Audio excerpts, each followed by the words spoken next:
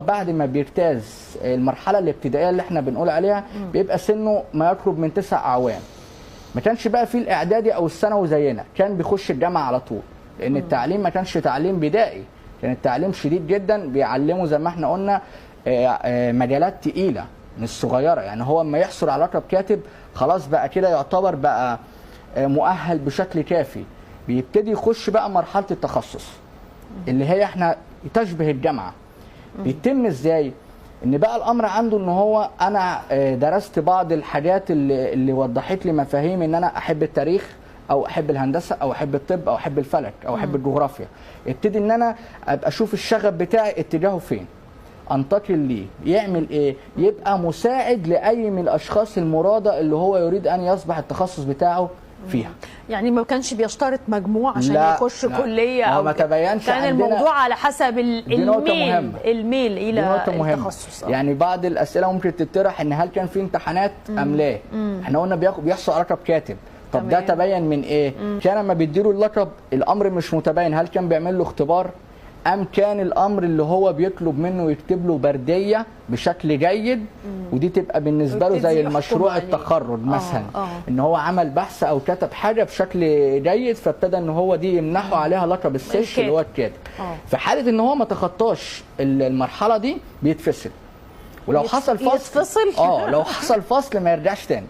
يعني كان شديد القانون شويه في مصر القديمه، ان في حاله ان هو حصل فصل الامر في الفتره المرحله الابتدائيه ما يحصلش على لقب كاتب نهائيا. طب قول لي يا دكتور، كان في مجانيه للتعليم؟ يعني كان لازم كل الاسر تخش التعليم، كل الاطفال تتعلم؟ مثلا الكبار اللي فاتهم مجموعه من النقاط او العلوم الجديده اللي بتجدد كانوا باحثين بشكل كبير، طبعا المصريين القدماء كان في تجديد للاسر ويعني بالفعل دورات كده زي ما احنا بنقول. بالفعل كان بالنسبه للاب او الام ضروره حرصهم الشديد جدا ان الاولاد يتعلموا القراءه والكتابه عشان يقدر اللي هو يتولى المناصب المختلفه.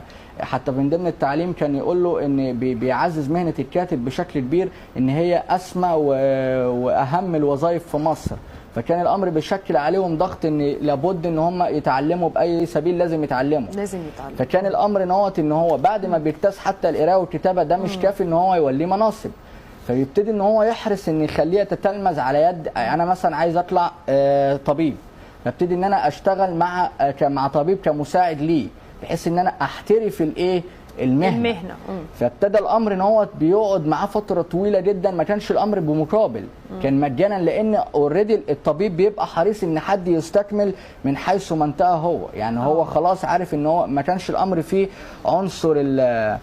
عنصر الانانيه شويه، لان كان عندهم المعلم دايما يقولوا لو انت امتهنت مهنه المعلم لابد ان تمتلك صفتين اساسيتين.